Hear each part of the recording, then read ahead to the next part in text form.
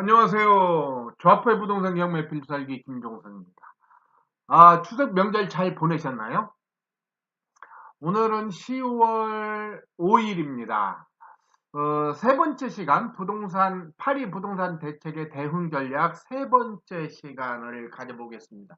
이번은 이제 지금 1차, 2차에 의해서 세 번째 요점 정리 및 대응 방향에 대해서 한번 살펴보도록 하겠습니다.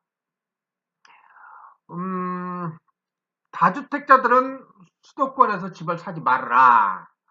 당신들은 투기꾼들이니까 3월 말까지는 살고 있는 집 말고는 다 팔아라. 이게 정부의 이 얘기입니다. 그리고 만약에 그렇지 않으면 주택임대사업자를 내서 사회적 책임을 다하라. 이게 정부의 메시지입니다.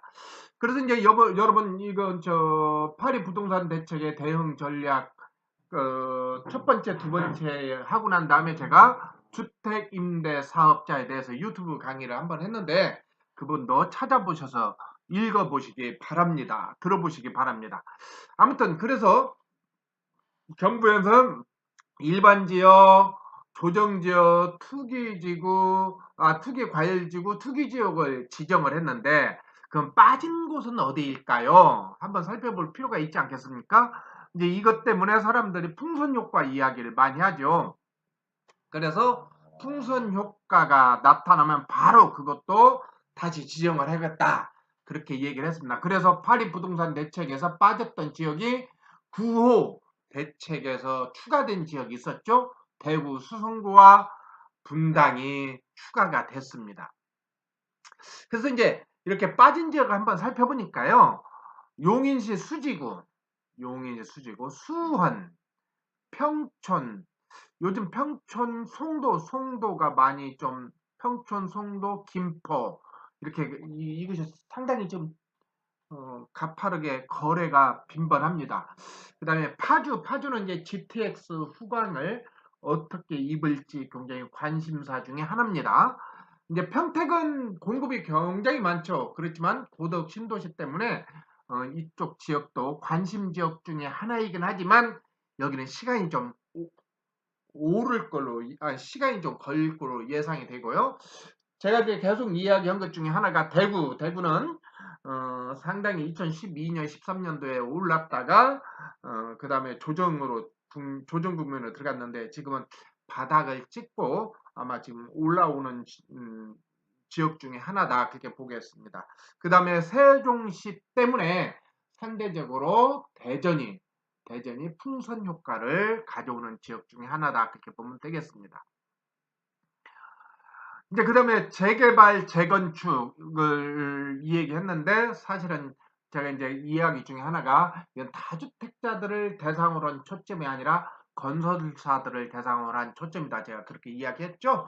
외연건이 지금 공급이 상대적으로 많습니다. 상대적으로 공급이 많은데 투기 열기 때문에 너도 나도 투자를 했다가 나중에 이것이 입주 때 굉장히 큰 어려움으로 어, 올 것 같아서 정부에서는 사실은 다주택자들의 포트폴리오 자산 분배의 측면도 없잖아 강하고 그렇기 때문에 너희들 건설사들 경고망동하지 말아라 메시지가 강하다 저는 그렇게 이야기를 합니다.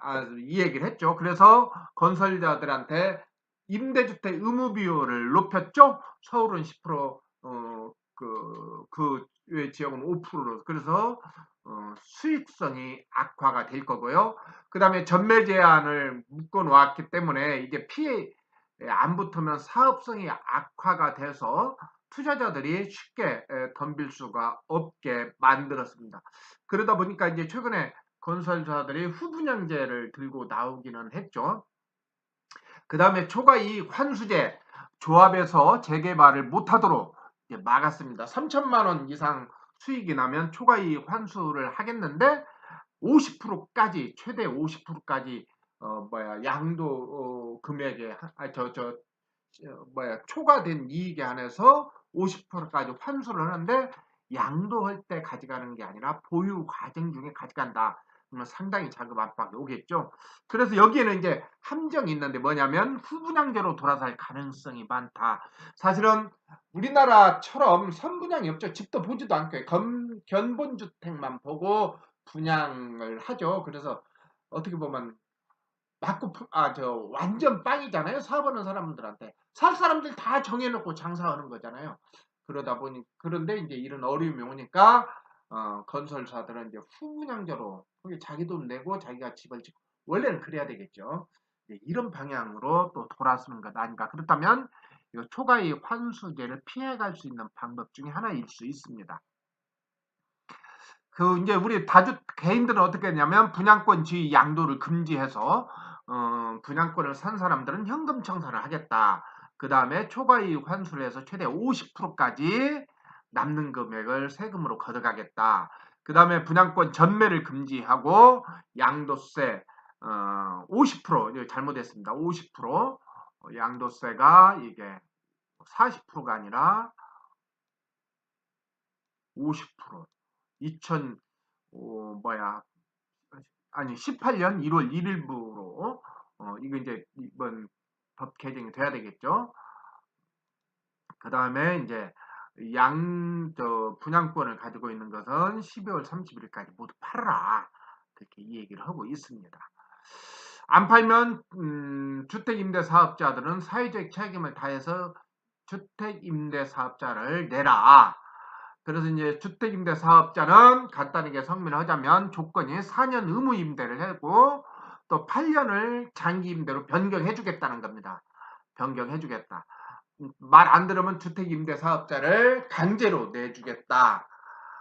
효과는 어떻게 되겠어요? 4년 단계에서 8년으로 변경이 가능하기 때문에 8년 하고 또 2년 더해서 10년을 채우면 양도소득 자체가 면세가 되기 때문에 좀 메리트가 있지 않을까 그런 생각이 듭니다.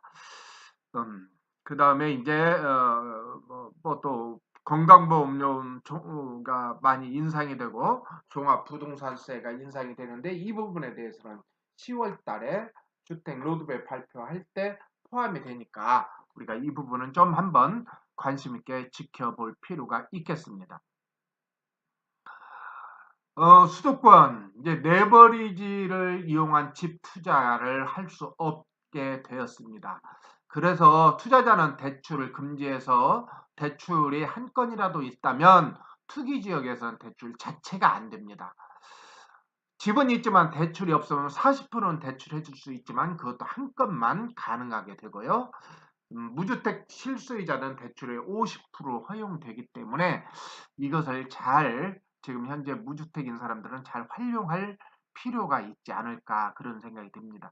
지금 당장 집을 덥석 사지 말고요. 시장을 돌아다니다 보면 의외로 굉장히 급한 사람이 내놓는 집들이 있는데 이런 것을 한번 사볼 필요가 있지 않을까 그런 생각이 듭니다. 다만 여러분들 서울 남부권에서 살고 계시는 분들 화성, 안성, 아까 얘기했지만 평택, 뭐 이쪽에 사는 분들, 그 다음에 일부 그 용인, 수지구를 뺀 두 개 지역, 기흥구하고 제가 생각이 안 나는데, 하여튼 두 개 지역은 조금 더 조심해 볼 필요가 있다. 저는 그렇게 말씀을 드리고 싶습니다. 실소유가 왜 집을 못 살까? 여러 가지 이야기가 있겠지만 대출을 50%밖에 안 되기 때문에 사실은 집 사기가 어려울 수 있습니다. 그런데요, 생각해 보시면 대출이 50%나 된다라고 발상에 전환해 볼 필요는 있지 않겠습니까? 지금 이번 대책이 실수요자들에게 초점을 맞춘 대출이기 때문에 정책이기 때문에 이 부분을 잘 한번 살려볼 필요가 있겠습니다. 그 다음에 재개발, 재건축도 쉽지 않아서 청약도 어렵게 됐고요. 수도권에서 살 수 없으면서 일각으로 밀려날 수밖에 없는 것이 지금 실수요자들의 현실입니다. 그래서 일각으로 밀려날 수밖에 없는 여기가 어떻게 보면 틈새가 아닐까 그런 생각이 듭니다. 이것은 실소유자뿐만이 아니라 투자자들도 이쪽 지역 중에 어떤 지역인가를 제가 조금 전에 이 얘기를 좀 했지만 그런 것들이 틈새 지역이 아닌가 그런 생각이 듭니다. 또 하나 실소유자가 집을 살 수 없는 요건 중에 가장 하나는 심리적 요인이라 하겠습니다. 지금 정부가 고강도 대책을 내놓다 보니까 집값이 떨어질 걸로 예상을 많이 하고 있습니다. 그런데 집값이 떨어지는데 실소유자들이 생애 최초 주택 아니면 무주택자들 이제 집 하나 살려오는데 떨어질 것이 뻔한데 집을 사겠습니까? 실소유자들은 결코 쉽지가 않습니다. 투자의 경험이 있는 사람들만 지금 현재 투자를 하고 있는 현장에 머물러 있는 사람들만 이 감각을 유지할 수 있고 이 감각을 통해서 투자를 할 수 있지 무주택자 아니면 실거주를 중심으로 움직이고자 하는 사람들은 불안함 때문에 쉽게 심리적으로 집을 살 수 없다. 저는 그렇게 보겠습니다. 자, 그러면 전망을 한번 해볼까요? 단기적 전망으로는요. 다주택자들 3월 말까지 집을 처분해야 되고 분양권은 12월 말까지 처분을 해야 됩니다.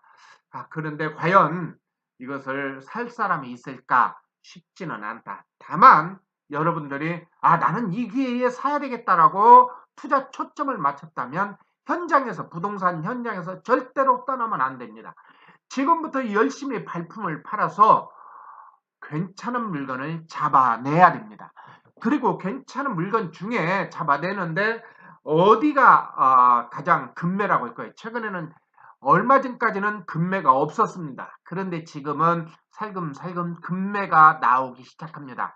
그랬을 때 그 물건을 잡아야 되는데 어디가 급매의 초점일까요?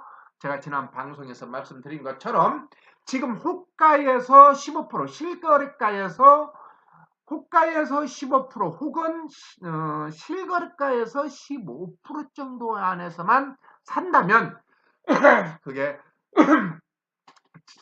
투자하는 시점의 적기가 아닐까 그렇게 저는 생각합니다. 그래서 이제 초급매를 잡아야 하고 또 이 초급매는 어설픈 투자자들이 내놓는 물건들이 많이 있을 수 있습니다. 이것을 못 사기 때문에 이때 투자자들은 전세를 살고 있는 사람들은 어떻게 하냐면 전세 대출 80%를 들어서 한번 다시 전세를 더 살려고 합니다. 이 물건이 투자 포인트일 수 있습니다. 그래서 다시 갭 투자가 생겨날 우려가 있고요. 그래서 추석 지나고 난 다음에 정부는 다시 한번 보유세를 언급할 것 같습니다. 다시 말해서 이런 전세 또 실구자들이 집을 못 사고 다시 한번 전세를 갈아타다 보니까 다시 말해서 전세를 갈아타다 보면 또 전세 물건에 수요가 몰리다 보면 그러다 보면 전세값이 올라가고 그런데 전세권자들은 대출을 80%까지 받으려고 하니까 그 틈새를 다시 투자자들은 갭 투자로 진입할 가능성이 많다. 저는 그렇게 보겠습니다. 수도권 조정 지역 이외에 옮길 가능성이 또 많아서 이 지역이 어딘지 한번 잘 살펴볼 필요가 있겠습니다. 그리고 이제 마지막 단기적 전망 안에서 혹시 지금 서울 을곽에 살고 있는데 아이들 학군 문제라든지 아니면 서울에 입성을 꿈꾸는 사람은 지금이 절호의 기회일 수 있겠다. 지난번 우리 파리 부동산 대책 대담 방송했을 때 우리 1등급님이 이야기했어요. 지금 호시탐탐 서울 입성을 노리고 있고요. 그쪽 지역의 부동산 사장님과 계속 지금 이야기를 하고 있습니다. 얼마 전에 저하고 상담을 했어요. 그랬는데 상당히 많은 금액을 내려왔고요. 그런데 그 물건이 2층이었습니다. 그래서 제가 노 했어요. 사지 말아라. 더 기다려라. 그리고 11월 달 추석 이후에 이사 시기를 한번 보자. 제가 그렇게 얘기했습니다. 그랬는데 사실 제가 이렇게 얘기해도 저도 불안해요. 왜 그러니 지금 재건축 시장이 굉장히 활발하게 움직이고 있고요. 또 하나는 가격이 별로 안 내려갔어요. 그런데 11월 달 이사 시기에 가격이 내려가면 좋을 텐데 안 내려가면 어떻게 할까요? 그래서 좀 불안한 마음도 없지 않아 있지만 제가 이 얘기하고 싶은 것은 지금 9월 26일부터 투자 지역에서 집을 살 사람은요. 자금 계획서를 제출해야 됩니다. 자금 계획서를 제출하지 않는다면 구청에서 실거래가 확인서를 줘야 되는데 그걸 주지 않아요. 그러면 등록할 수가 없어요. 그래서 분명히 추석 이후에 투기지역의 집은 분명히 조정분명으로 들어갈 거라고 예상이 되고요. 이것이 수도권 일각지역까지도 미치지 않을까, 조정지역까지도 미치지 않을까 저는 그렇게 예상을 합니다. 그래서 서울 입성 기회를 가지고 있는 사람은 이 타이밍을 잘 잡아내서 지금부터 발로 뛰어요. 뛰어서 한번 잡아보시기 바랍니다. 좌포의 부동산 경매 더리치 카페에서는요. 10월 하순에서 11월 달에 서울을 중심으로 한 수도권을 12개 번역으로 나눠서 투자반들이 약 120명 되는데 전부 다 이렇게 지역을 한번 임장을 해볼 계획입니다. 자, 장기적 연망 한번 얘기해 볼까요? 팔고자 해도 살 사람이 없다. 다시 말해서 주택시장 장기간 불황이 예상이 될 겁니다. 왜 그러냐면 살 사람도 사실은 대출이 어려워서 사기도 어렵지만 또 그러다 보니까 팔려고 해도 누가 살 사람이 없다. 그렇게 볼 수가 있습니다. 그리고 살려고 하는 실수요자는 대출이 50%밖에 안 되고 또 더군다나 집값이 내려갈 거라는 심리적 저항 때문에 쉽게 집이 사고 팔기가 어렵습니다. 또한 재개발, 재건축이 어렵고요. 빌라, 도시형 생활주택도 앞으로는 건축이 어려워질 걸로 예상이 됩니다. 왜 그건 이건 대출이 막혀서 그렇습니다. 다만 이게 이제 빌라나 도시형 생활주택에서는 감정가가 예를 들어서 1억인데 이제 분양가가 1억인데 분양을 1억 5천, 1억 6천으로 잡아서 분양을 1억이나 1억 6천으로 잡아서 그 금액에서 대출을 실행하는 경우가 없지 않아 있다. 그래서 이 부분도 너무나 그 금액에 대해서 너무나 맹신하지 말고 꼭 조심해야 된다. 저는 그렇게 말씀을 드리고 싶습니다. 자, 주택 구매 욕구가 사라질까요? 제 생각에는 수도권은 계속 될 걸로 생각합니다. 결코 수도권은 주택 욕구가 사라지지 않을 겁니다. 제가 지난번 방송에서도 한번 얘기한 것처럼요. 지금 20년 된 주택이 44%입니다. 또 오늘 제가 좌표 부동산 경매 더리치 카페에 올린 글 중에 하나가 서울 시내에 오래된 아파트 통계를 한번 올렸습니다. 많은 주택이 오래됐습니다. 그래서 서울에서는 주택 구매가 결코 사라지지 않을 거다. 그 다음에 사람들은 살고 싶은 집, 편리성, 쾌적성, 집중성을 굉장히 요구합니다. 지난번 방송에도 얘기했지만 우리나라 사람들은 집에 대한 컴플렉스가 있습니다. 이 컴플렉스를 극복하기 위해서 괜찮은 집, 편리한 집, 쾌적한 집, 다른 사람들에게 보여주고 싶은 집을 원하고 있습니다. 그런 집이 없던 집들이에요. 새로 짓는 집들이다. 그렇게 보면 되겠습니다. 보세요. 이것은 9월 7일 날 신문에 나온 겁니다. 보겠습니다. 언제요?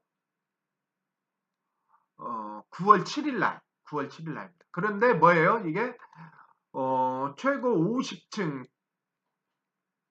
전용 76제곱미터 하루 집대 5,000m의 최소사. 대단하죠? 대단합니다.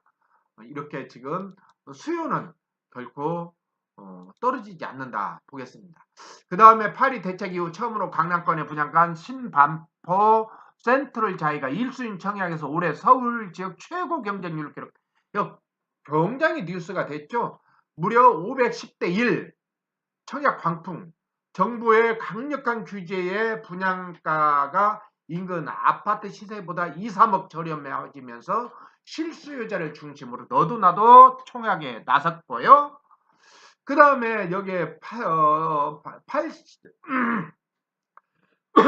죄송합니다. 1순위 청약을 진행한 신반포 센트럴 자이 98가구 모집에 16,472명 168대 1 대단하죠. 이렇게 몰리고 있다는 겁니다. 불안해서 못 사는 사람들은 어떻게 할까? 전셋값. 그래서 이 사람들은 전세로 돌아설 거고, 그래서 전셋값이 상승할 걸로 예상이 됩니다. 그 다음에 또 하나, 지금 저금리이기 때문에 이 유동자금이 어디로 갈까가 또 하나의 관심의 초점입니다. 지금 여러분들 저 테헤란로 그 다음에 강남대로를 달리다 보면 그쪽 사거리 쪽에 프랑카드들이 걸려 있습니다. 거기 뭐냐면 서울 지하차도 확정 그런 프랑카드들이 많이 있습니다. 여기 보면요, 대단합니다. 아주. 그래서 강남을 중심으로 한 집중도가 굉장히 높아질 거고요. 또 하나는 현대자동차가 정기사원 10만 명이랍니다. 얼마 전에 롯데타워가 들어섰죠. 그래서 송파 지역에 일정한 부분 영향을 미쳤지만 여기보단도 더 롯데타워에는 이제 서비스업에 종사하는 사람들이 많잖아요. 그래서 정규직이 아닌 분들도 많기 때문에 약간 좀 사람들이 분포도가 퍼져 있을 수 있지만 현대사옥은 정식 직원이 10만 명 정도라고 된답니다. 그럼 이 사람들이 어디 살아야 돼요? 그 동네 살아야 돼요. 그 동네. 10만 명 1가구 한 사람이 식구가 3명이라 하면 30만 명이에요. 30만 명. 대단하잖아요. 30만 명이 새로 들어와야 돼요. 새로 그 지역에. 예. 지난번에 우리가 삼성전자가 들어온 효과를 잘 기억해 보면 좋겠습니다. 그렇기 때문에 여러분들 지하철 9호선 라인을 잘 살펴볼 필요가 있습니다. 지하철 9호선 라인은 황금 노선이죠. 물론 지하철 2호선은 말할 것도 없죠. 그런데 이제 지하철 9호선은 급행열차가 있잖아요. 급행열차. 용산은 언제 개발될 것인가? 분당선이 용산으로 연결되는 시점이 언제일 것인가를 한번 잘 보시고 그 지역에 여기 어디로 들어갈 것인가를 살펴볼 필요가 있습니다. 또 하나, 왜 지금 분당선이 용산하고 연결이 되지 않은가? 그것도 한번 살펴볼 필요가 있지 않겠습니까? 제가 보기에는 소송이 아직 정리가 되지 않아서 그런 걸로 이렇게 보이는데 소송이 정리가 되면 이것도 탄력을 받을 걸로 예상이 됩니다. 따라서 여러분들 중에 좀 여유가 있는 사람들은 강남 뒷골목 빌라도 투자 전망 품목일 수 있어서 허름한 빌라라도 투자금이 많이 들어가지 않는다면 미리 한번 관심을 가지는 것도 한 가지 방법일 수 있겠다. 그렇게 말씀드리고 싶습니다. 해법 분산시켜야 또다시 노또가 될 수 있다. 산업을 분산시킨 것처럼 여러분들 투자도 꼭 분산을 시켰으면 좋겠습니다. 지금 일부에서는 이제는 똘똘한 놈 한 채다, 여러 채 아니고 똘똘한 놈 한 채다, 그 얘기를 합니다. 여러분들 그 얘기에 절대로 속지 않았으면 좋겠습니다. 물론 여유가 있는 사람들은 그게 답이에요. 여유가 있는 사람. 그런데 여유가 없는 사람들은 절대로 그렇게 하면 안 된다고 저는 말씀드리고 싶습니다. 우리가 노무현 정부 후반기에 그때 부동산 상한제 들어오고 그 다음에 실거래가가 양도소득세를 공시가격에서 실거래가로 변화되고 여러 가지 부동산 억압 정책이 들어오면서 그때 키워드가 뭐였는 거니? 똘똘한 놈 한 놈이었습니다. 그런데 이명박 정부가 지나고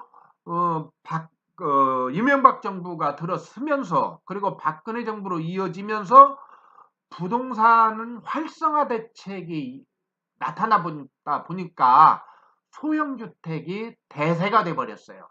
대세가. 지금 흐름은 부동산 흐름은 지금 앞으로 많은 사람들이 똘똘한 부동산을 이야기합니다만 제 생각은 여유가 있는 사람들은 괜찮지만 그렇지 않은 사람들은 절대로 그 얘기에 넘어가면 안 된다. 저는 그렇게 말씀드리고 싶습니다. 아무튼 다주택자들은 또 하나의 방법이 이런 방법이 있다고 하는 거 참고로만 해보시기 바랍니다. 배우자 증여를 한번 해보라는 거죠. 배우자 증여가 6억까지는 증여세가 공제되기 때문에 그렇습니다. 그 다음에 증여 5년도에 매각을 하게 되면 5년 내에 팔면 2월 과세가 적용이 된다고 그래요. 그래서 배우자 양도세를 납부하는데 취득가액은 증여 당시 가격이기 때문에 훨씬 유리한 부분이 되지 않을까 그렇게 생각이 듭니다. 또 하나 가족 간 거래를 생각해 볼 수도 있습니다. 그것은 매매 가격이 시가의 30% 혹은 3억 원 차이일 때는 증여세가 면제가 된다고 합니다. 그래서 매도자는 다주택자 규제를 피하고 매수자는 취득세를 절감하고 그래서 가족 전체는 부동산을 특별히 처분하지 않고 보유할 수 있는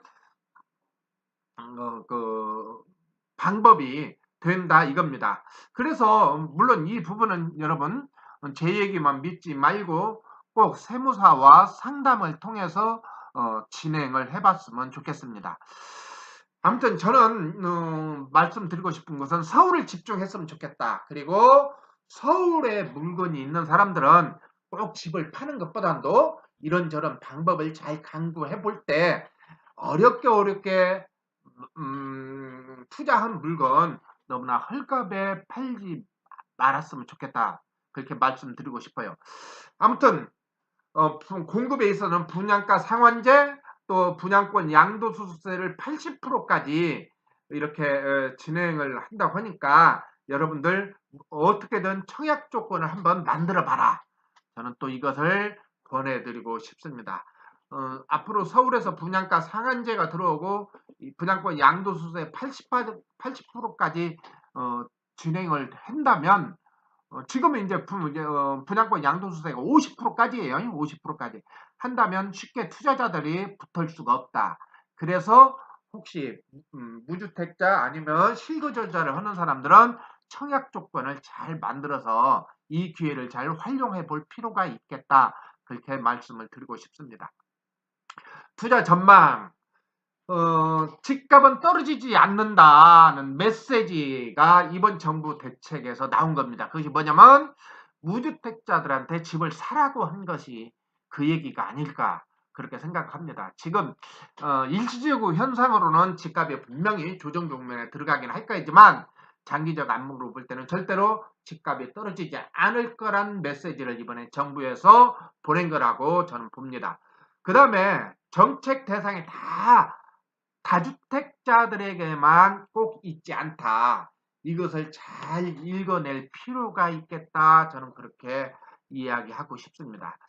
지난 정부에서는 나라 곳간 지키기 위해서 부동산을 거시경제로 해서 부동산을 사도록 유도를 했습니다. 지금 정부에서 볼 때는 지금 경제가 살아나고 있습니다. 물론 지금 4, 3분기에 들어서 갑자기 좀 수출이 조금 어렵다는 얘기가 있기는 합니다만 4, 2분기를 보면 많은 경기가 살아났습니다. 그래서 정부는 경기가 살아나니까 지금 이 돈을 부동산에서 산업으로 유도하기 위한 장기적인 포석이 있는 거다.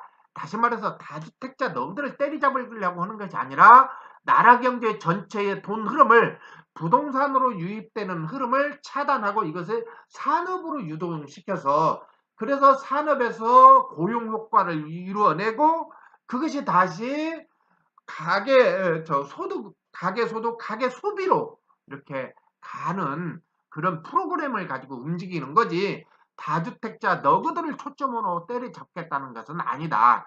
그렇게 말해보고 싶습니다.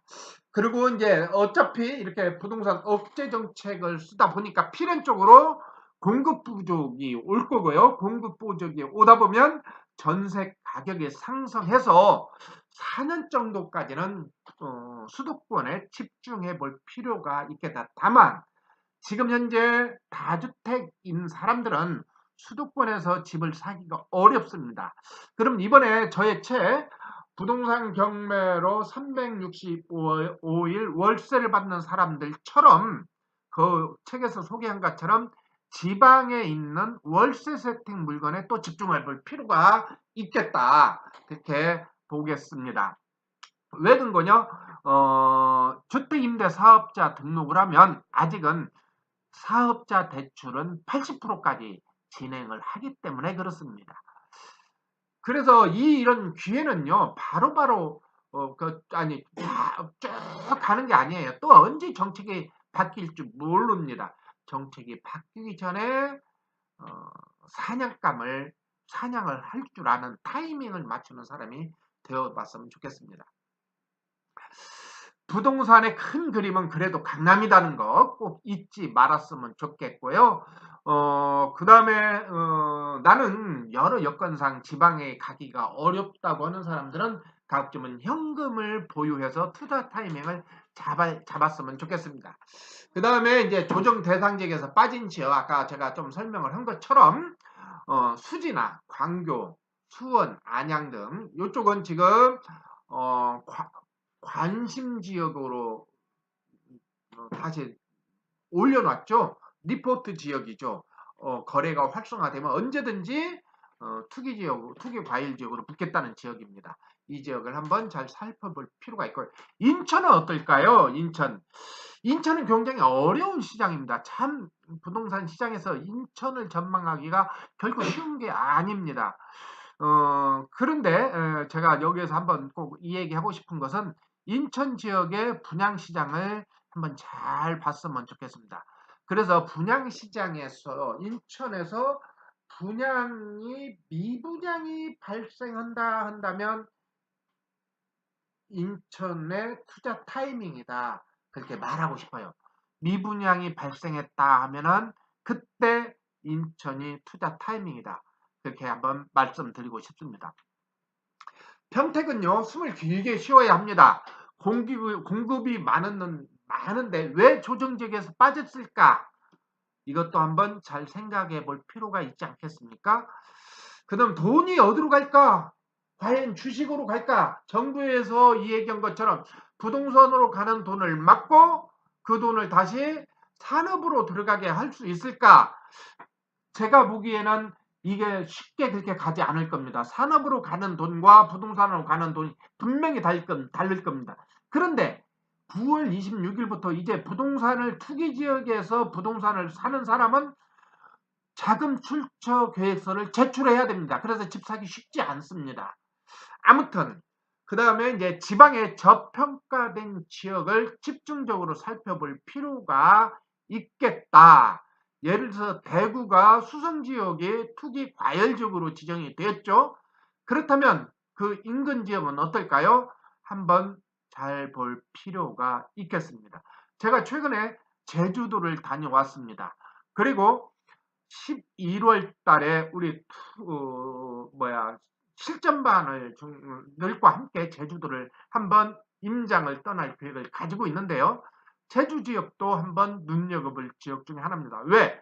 지금 제주 지역은 분양이 굉장히 많습니다. 그런데 일정 부분 중국 사람들이 빠져나갔습니다. 그래서 아직 분양 물건이 분양이 안 되는 지역들이 있어요. 그래서 이것도 한번 살펴볼 필요가 있지 않을까 그렇게 생각이 듭니다. 소액 투자자들은요, 큰 문제가 없습니다. 이번 대책은 수도권에 집중되어 있기 때문입니다. 그래서 대출도 상품이라서 얼마든지 기회가 있습니다. 다만 대출 상품을 내가 잘 잡아야 되겠죠? 상품이 어디 숨어 있는지 잘 모릅니다. 또 이것은 잘 알려주지 않아요. 왜 잘 알려주지 않냐면 대출은 여신 한도가 있어요. 여신 한도가 끝나면 대출이 되지 않아요. 또 그리고 제2금융권에서는 자기들이 살아남을 위한 자구책이 일어나서 상품을 계속 개발합니다. 근데 그 개발했던 상품을 오래 유지할 수가 없다. 왜 그래요? 오래 유지하면 안 되니까. 그래서 이것도 대출은 상품인데 상품은 있다가도 없다. 그래서 이런 것은 잘 하려면 어떻게 해야 돼요? 온라인, 오프라인 활동을 좀 잘 해야 된다. 그렇게 말씀드리고 싶습니다. 그 다음에 분양은 쉽게 도전하지 않았으면 좋겠다는 말씀을 드리고 싶고요. 그 다음에 주택임대사업자를 준비를 해야 됩니다. 이제 선택이 아닙니다. 할 거냐, 안 할 거냐가 아니고요. 부동산을 통해서 재테크를 하려면 필연적으로 주택임대사업자를 준비해야 됩니다. 그 다음에 가장 중요한 겁니다. 여러분들은 부동산의 가치에 집중해야 된다는 것을 말씀드리고 싶습니다. 많은 사람들은 정책에 흔들리고 부동산 가격에 흔들립니다. 물론 지금 그 다음에 그러면 가치가 뭐냐 이렇게 하면 굉장히 헷갈릴 수 있는데요. 부동산 가치는요, 자기 몸값입니다. 몸값. 분명히 몸값은 기회에 따라, 시기에 따라서 내릴 수도 있고 올랄 수도 있는데 그 몸값이 건강하다면, 그 부동산이 건강하다면 자기 가치를 분명히 가지고 있습니다. 그래서 우리가 투자할 때 그 가치를 좀 잘 볼 필요가 있습니다. 언제 기회가 되면 부동산 가치에 대해서 한번 방송을 해볼까 하네요. 자, 여러분, 이렇게 이 그림을 보십시오. 저 바위에서 뛰어내리는 어린 아이는 두려움이 없었겠습니까? 많은 아이들은 뛰어내리지를 못합니다. 다만 저 아이가 아빠가 안전하게 자기를 받을 거라는 확신이 있을 때 아이들은 뛰어내립니다. 이것은 도전입니다. 선택입니다.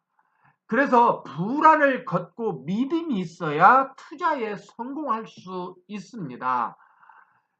그리고 자기 확신이 있어야 돼요. 저 아빠가 나를 받아주고 그래서 내가 안전하다는 것을 확신이 있을 때 뛰어내릴 수가 있습니다. 그래서 투자자들은 불안을 걷고 믿음이 있어야 되고 자기 확신이 있어야 된다. 부동산에 대한 가치에 대한 확신이 있을 때 투자자로서 성공할 수 있는 겁니다.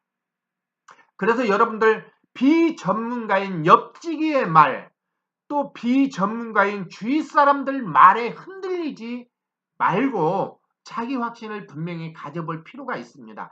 지금 많은 사람들이 지금 불황인데 지금 집값이 더 내릴 텐데 이런저런 이야기를 합니다. 최근에 제가 만난 분 중에 오늘 아침에 글을 하나 썼습니다. 이것 때문에 만난 분 중에 집을 2개를 팔았습니다. 총 집이 3채였는데 2채를 서울에 있는 집을 팔았고 2개 다 월세를 받는 집이었습니다. 하나는 55만 원, 하나는 50만 원. 근데 두 부부 노인이 사는 집이라서 그 월세가 상당한 도움을 받았는데 이 집을 팔아버렸고 집을 다시 사보려고 하니 이제 주택임대사업자를 내야 된다는 덧세 집을 사기가 어려워졌습니다. 그래서 월세 받는 집도 떨어져 버렸죠. 그렇다고 해서 그러면 집을 팔았던 집이 현금을 보유하고 있잖아요. 그것을 꽃감게 빼먹듯이 빼먹으려니 마음도 불안합니다. 여러분, 황금알을 낳는 거위를 잡아먹을 수 있습니다. 지금 여러분들 선택 중에는 황금알을 낳는 거위를 잡아먹을 수 있다는 거, 이 점을 꼭 명심하셨으면 좋겠습니다. 아무튼 지금 여러분들 중에 여러분들에게 조언한 사람들이 내 편일까 생각해 보시기 바랍니다. 결코 내 편이 아닐 사람들도 있다는 겁니다. 자, 여기는 우리 날쌘 뚱분이 멀리 저 강릉에 있는 해변에서 지난 여름에 찍은 겁니다. 여기는 이제 제가 좌포의 부동산협회 더리집 카페 회원들을 위해서 저희 집을 이렇게 빌려주는 곳이죠. 그래서 하루 쉬면서 이런 시간을 가졌습니다. 여러분들도 이렇게 경제적 자유를 얻고 싶지 않습니까? 자, 거기 옆에 있는 솔밭입니다. 송정해수욕장 솔밭인데 저는 우리 아이와 이렇게 우리 아이가 초등학교 3학년 때 저랑 이렇게 자전거를 싣고 가서 자전거를 탔던 사진입니다. 경제적 자유는 도전하는 사람의 몫입니다.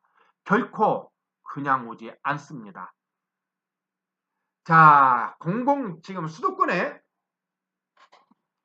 공공기관이 보유한 수도권 공공택지, 수도권 공공택지입니다. 서울 공급 가구가 1만 6천 세대 정도인데, 고도 강일, 수서 역세권 2,800세대 정도가 여기에 좀 노란 자이죠. 외국인이 뭐 SRT 그러니까 이제 이쪽에서 출발하고 또 나중에 그 광역 GTX가 또 가고 그럴 수 있는 거죠. 그다음에 이제 과천, 남양주, 지금 별내도 또 아직 더 남았고 다산 신도시도 더 남았고요. 하남 1만 가구, 성남 1만 4천, 고동지구, 금광지구, 신흥 2지구가 남아 있고요. 용인, 엄난지구 아직도 용인은 더 남아 있습니다. 좀 그래서 생각해 보려야 되겠죠. 고향, 장항지구, 향동 지축이 좀 남아 있고요. 파주는 아직도 3만 5천 세대 정도가 들어올 토지가 남아 있습니다. 양주가 5만 세대가 들어올 토지가 남아 있고요. 이제 의정부가 있죠. 의정부 고산지구가 8천 세대 아직 뭐 땅 그대로 있어요. 예. 인천 화성 동탄 2지구에 3만 5천 세대가 돌아올 수가 있고 송산에 4만 7천. 그래서 이제 얼마 전에 우리 그 벌써님이 이거 송산지구 쪽으로 좀 이사를 가려고 해서 제가 좀 안 갔으면 그렇게 이 얘기를 했더니 안 가기로 결정을 했다고 하더라고요. 아무튼 이게 지금 수도권에 공급될 수 있는 택지입니다. 택지. 그래서 보니까 고도 강일지구에서는 최대 7천 가구, 구로 항동 쪽에서 3천 가구, 수서 역세권에서 2,800가구, 중량지구 망원지구에서 3만 1천 가구가 서울에서는 이렇게 공급될 예정입니다. 서울은. 그럼 이건 택지 얘기입니다. 재건축 말고 과천, 하남, 성남. 그래서 서울 인접지역 지역적 요소는 좋으나 아직 보상과 택지 조성 등 난관이 예상되어 있습니다. 그리고 서울 외곽 지역은 결국은 이제 아까 조금 얘기한 것처럼 이렇게 쭉 인천, 화성 이렇게 기타 지역으로 이렇게 쭉쭉 되어 있는데요. 보면 인천, 양주, 파주, 화성, 평택 등 5개시의 비율이 전체 물량의 65%를 차지한다는 거예요. 이 중에 양주, 파주, 화속, 평택 네 곳은 서울과 접근성이 좋지 않아서 과잉 공급 우려 지역이라는 것 우리가 한번 잘 염두에 둘 필요는 있습니다. 한번 보시겠습니다. 우리 카페원 33개 그린어리님입니다. 우리 그린어리님이 일반 매매로 하나 산 겁니다. 9,200만 원에 샀고요. 그런데 저 시세가 9,200인데 매매를 9,600에 샀습니다. 잘 샀죠. 잘 샀습니다. 그래서 대출을 6,300만 원 받았고 그래서 월 24만 원 이자가 나오는데 보증금 2,000에 40을 받았습니다. 그래서 투자금 900만 원 들어갔고요. 월 20만 원 수입이 생기게 됐습니다. 여러분 어떠세요? 월 900만 원 투자해서 월 20 했으면 잘했을까요? 못했을까요? 사람에 따라서는 달리 이야기할 수 있습니다. 근데 잘 생각해 보세요. 여러분 900만 원 투자했는데요. 이런 거 10개 하면 얼마예요? 9천만 원 투자해서 월 수입 200만 원입니다. 그럼 굉장히 잘한 투자죠? 아직 이런 물건들이 많이 있다는 겁니다. 지방에서는. 우리 핫장님이 한 겁니다. 핫장님은 새싹반 27기입니다. 지금 운영진으로 활동하고 있는데요. 여기도 매물이 9,300만 원입니다. 근데 8,600에 샀죠. 그러면 여기 그런어리님보다 좀 100만 원 더 잘 산 거죠. 여기는 대출을 600만 원 받았고요. 6천만 원. 여도 이자가 24만 원입니다. 그런데 여기는 보증금 1000에 45. 그래서 투자금이 1600만 원 들어갔고, 투자금 1600만 원이 들어갔고, 그래서 1600만 원에 월 21만 원입니다. 왜 근거니? 여기는 보증금 2000만 원, 여기는 보증금 1000만 원은 보증금에 대한 레버리지가 떨어졌습니다. 그린 어린이보다. 그린 어린이는 보증금을 2000만 원을 받았기 때문에 굉장히 더 좋았고, 여기는 1000만 원밖에 못 받았고 대신 월세에서 5만 원 더 받은 꼴이 됐죠. 그러다 보니까 투자금이 더 들어갔고요. 그래서 21만 원을 월세로 남아요. 1600만 원. 그러면 1600만 원 투자해서 21만 원이면 잘 받은 건가요? 못 받은 건가요? 이쪽하고 비교해서 보면 못 받았다고 이야기할 수 있지만 1600만 원 투자해서 21만 원 받았다면 굉장히 잘 받은 금액이라고 볼 수 있습니다. 왜군요? 16,000 이런 거 10개를 하면은 16,000만 원 투자해서 210만 원의 수입을 가져오는 투자가 결코 많지 않습니다. 또 하나, 두 사람들 다 8,600에 샀기 때문에 이 금액이 떨어진다 하더라도 지금 현재 매물 가격이 실거래가가 9,300, 9,200이기 때문에 떨어진다 하더라도 시세에서 크게 손해를 보지 않기 때문에 아주 잘한 투자이고 이런 물건들 지금도 계속 있다. 그렇게 보면 좋겠습니다. 자, 이것은 제가 매입한 겁니다. 이것은 작년 4월 달에 매입을 한 거죠. 1억 9천인데 제가 경매로 64만 6천만 원을 단독으로 낙찰을 받았습니다. 잘 받았을까요? 못 받았을까요? 이제 제 집사람 이름으로 낙찰을 받은 건데요. 한번 볼까요?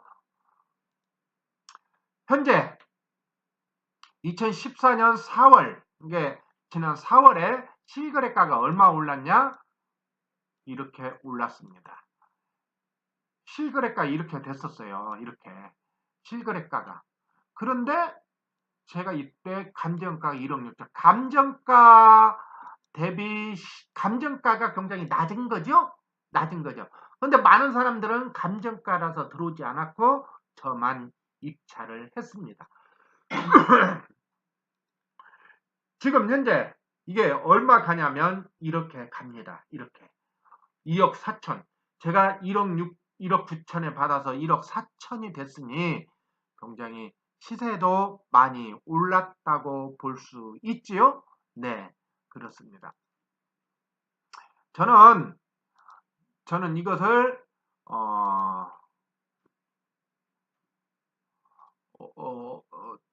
전세를 1억 9천에 받은 것 전세를 2억에 놓았습니다. 2억. 지금 전세가 2억 1000에서 2억 2천 가고 있습니다. 자, 여러분. 혼란은 또 다른 기회입니다. 지금은 부동산 시장의 혼란의 시기입니다. 또 다른 기회입니다.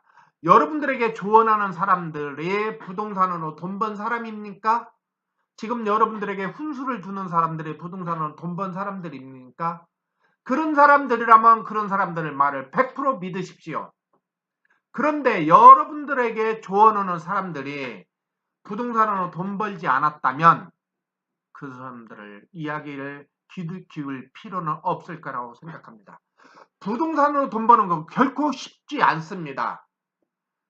지금 이렇게 제가 방송으로 이야기를 하지만 제가 금방 아까 1억 9천 낙찰 받은 물건 2억 4천 올랐으니까 벌써 5천 남은 거 아니에요. 그냥 계산상으로 저가 그랬단 얘기지 이 이야기를 듣고 여러분들도 바로 다 그렇단 거 절대 아닙니다. 결코 쉽지 않습니다. 그렇지만 그래도 저는 여러분들에게 포기하지 말라고 말씀드리고 싶습니다. 자, 이렇게 해서 3번에 걸쳐서 파리 부동산 대책의 대응 전략에 대해서 방송을 했습니다. 이렇게 끝까지 들어주셔서 고맙습니다. 마지막으로 여러분들 감 잡으셨나요? 어떻게 했으면 좋을 건지 감 잡으셨나요? 감 잡으셨으면 이제 실천할 때입니다. 자, 10월 14일 좌표의 부동산 경매 더리치 카페에서는 셀프 인테리어 공개 강의가 있습니다. 한번 꼭 참여해 보시기 바랍니다. 두 번째로는 10월 27일 부동산과 세금에 대한 공개 강의가 있습니다. 우리 세무사 겸 회계사인 배짱님의 강의가 있는데요. 이때 주택임대사업자에 대해서 이야기를 할 거니까 한번 꼭 와 보시기 바랍니다. 그 다음에 10월 31일 새싹반 40기 모집이 있습니다. 여기도 지금 카페에서 공지글이 올라가 있으니까 한번 관심 가져서 한번 도전해 보시기 바랍니다. 그럼 여러분 여기서 마치겠습니다. 수고하셨습니다.